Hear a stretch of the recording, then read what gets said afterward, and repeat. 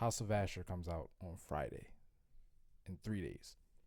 House of Ashur, for those of you who don't know, is an upcoming What If series based off of the Spartacus series from back in like 2010. In the original series, the character of Ashur, and I was just rewatching the show. For what reason I will not go into, but it was not just because House of Ashur is coming up, but I will not reveal why I was rewatching it. I have enough criticism as it is. But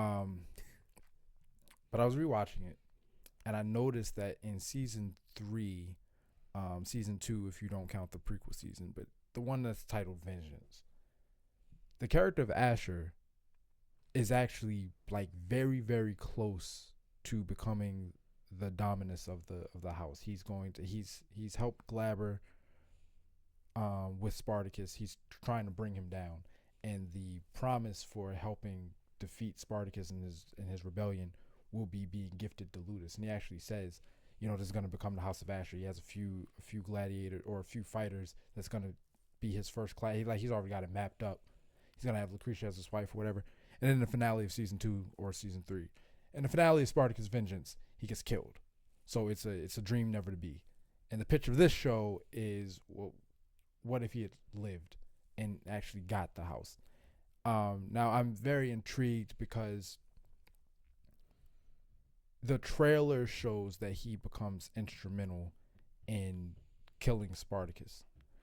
Well, I don't mind that, but the trailer showed that he did it in the final battle from the original show.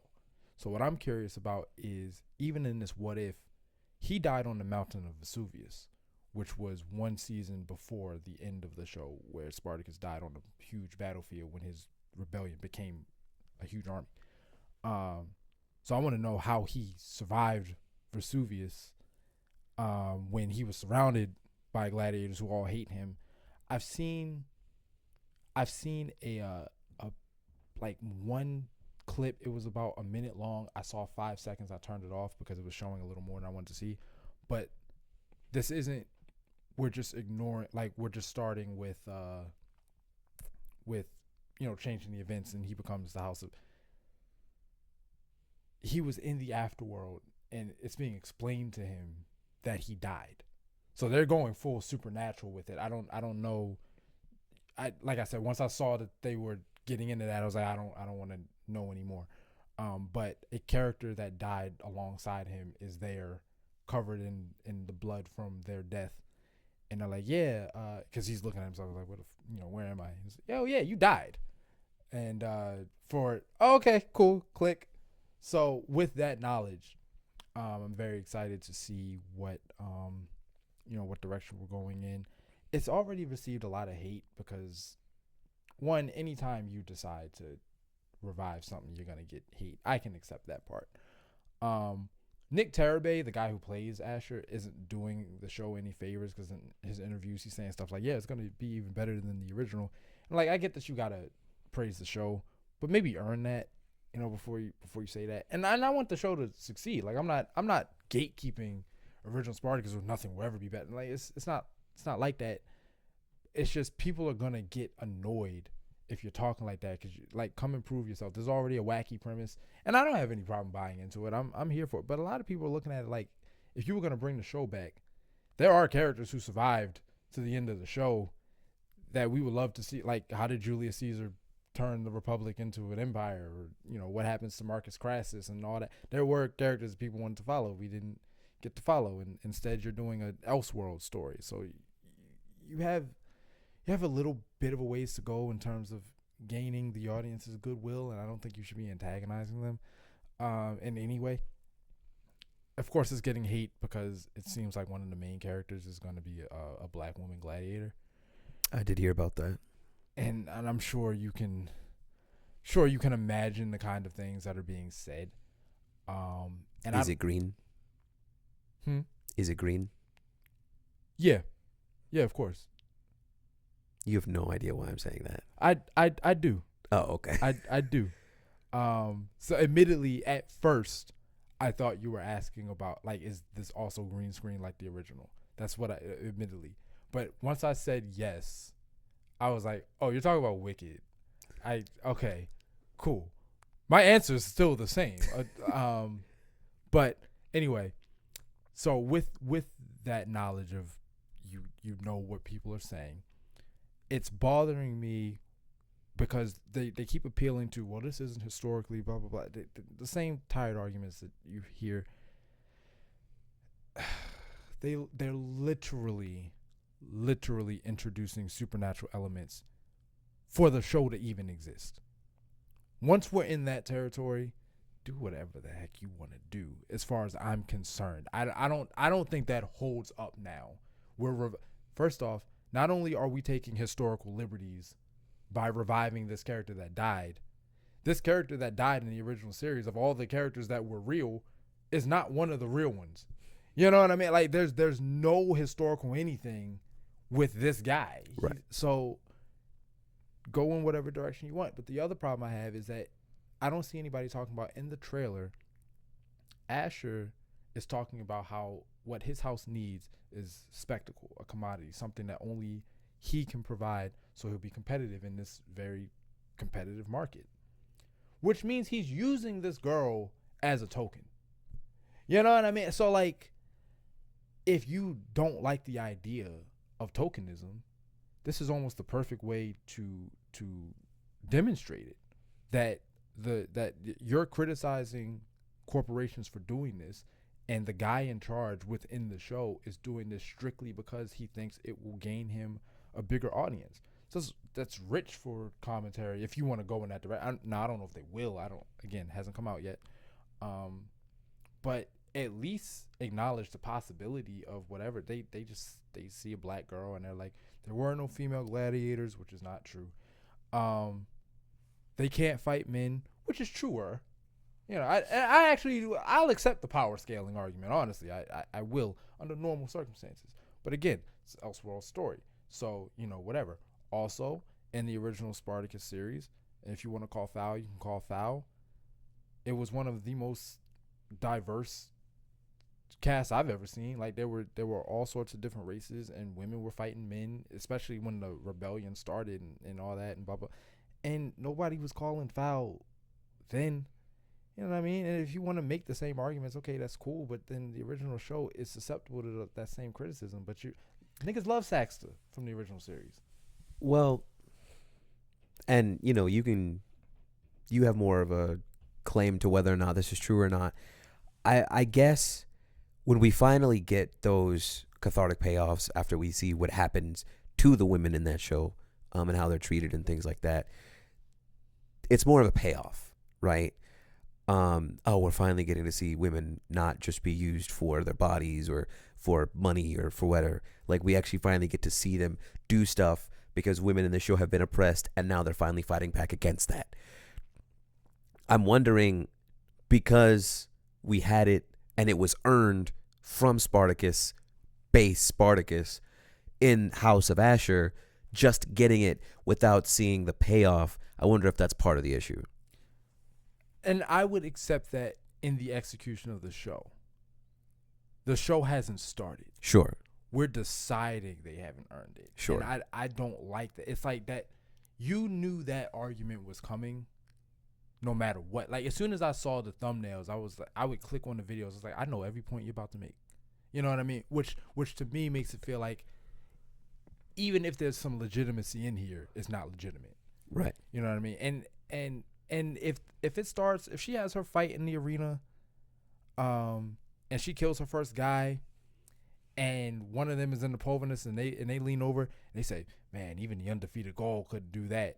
And they start trying to like diminish, like I'll be with you at that point. Like, okay, cool, because I hate that kind of Rey from Star Wars. Yeah.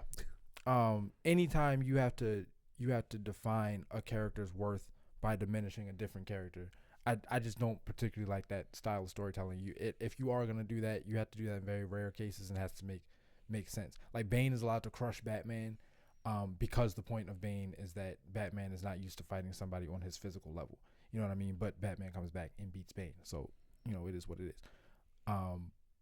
But when they then put when they put Dick Grayson under the mask, and suddenly the comic is telling you, somebody's commenting is like, oh, he's far more efficient than whoever Batman used to be ever was. Like, what? Don't do that. Like, they just don't do that. They're different people. They operate differently. He'll have different strengths. He'll also have different weaknesses. So, if you want to get into all of that, I'll get into all of that. Just don't it just depends on how you do it. And I'll admit to a certain bit of bias, because I don't know if you know this, but I am black. So, like, right? I know. I lost my mind when I found out. Guys, I'm sitting next to a Negro. So I'm a bit predisposed to defend it, and I'm a bit predisposed to see the good in it. But I'm not to toot my own horn, I just feel like I'm down to clown with, whatever usually. There are some things where, like, I see from the offset and, like, I just don't think that's a good idea. And if I'm being completely honest, if you rewind the clock back to a time before I knew House of Ashur was going to be a thing, if you would ask me, do you want more Spartacus? I would say yes. And you say, okay, where would you like us to go? I would never have said the House of Ashur, but that's because I would have never thought of it. I didn't think this was the type of show that lent itself to going in these kind of mystical directions. That they've just decided that's what they're going to do. All right, more power to you. I would have done the Spartacus, the triumvirate, which is Crassus, Caesar, and I believe Pompey, and the trifecta that they made, and how they transformed Rome or whatever. I'd follow that personally. But you've decided to do this. They don't pay me to make these decisions. They pay you to make these decisions. And anytime we can get more of a show that I love, you at least gotta get the chance. And now suddenly they're looking at the costumes and like, oh, that's not historically accurate, and shields weren't designed that way, and blah blah. And I'm like, bro, when they cut each other open, that was paint coming out there. Like, stop, bro. The one thing I hope, and of course I say this as someone who watched Spartacus every so often with my brother. So I don't remember much of it. The one thing I hope that they do in this show that they did, or that they don't do in this show that they did in OG Spartacus, is, for the love of God, do not treat this like a Zack Snyder project. I don't need 6 minutes of slow-mo for one scene. Good luck, my brother. Good luck. I truly hope that when you, like, if there's blood, I'm not saying it needs to be reasonable, because that's not fun, but it also doesn't need to be Tarantino levels of blood. Also, good luck. I just want this to be, and maybe I'm spoiled because Game of Thrones had really good fight scenes, and I that's kind of like, for as much as people talk about Game of Thrones, that's kind of like my gold standard for scenes when it comes to combat. Game of Thrones has fantastic choreography. I'll argue that through all 8 seasons. So maybe I'm spoiled, but like I just hope that, like, the ridiculous slow-mo, the goofy transitions, the CGI blood, like, if we can make it practical and we can also respect people's times and attention spans, that, do whatever you want. I mean, don't do whatever you want. Make it a good show. But that's my hope. I'll be 100% honest, and I will give them this grace. I wouldn't expect you to take a formula that worked and change it. I just wouldn't expect that of you. Now, the 300 style is a very double-edged sword, because the show started as a low-budget 300 type thing. Right. Which is why it started awful. But the character writing, especially in that first season, rivals Game of Thrones. And if they are able to tap into that, when you watch enough of it And as having gone through the series again recently, I'm speaking from very recent experience. When you watch enough of it, you start to forget that because the writing is so good. Now, when it gets goofy, then you start. That's kind of the thing with quality. It's like if everything's really good, or if there's stuff that's stellar, you kind of let go of the stuff that doesn't work.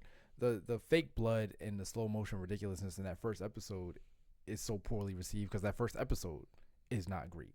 Mm. But and the episode Kill Them All, which is the season 1 finale of the show, which I would argue is the best episode of the entire series. All of that stuff is present. Obnoxious slow motion, gratuitous violence, nudity, it's all there. It's the same elements that are in every other episode, but the episode itself is so there are conversations between characters that are tear jerking.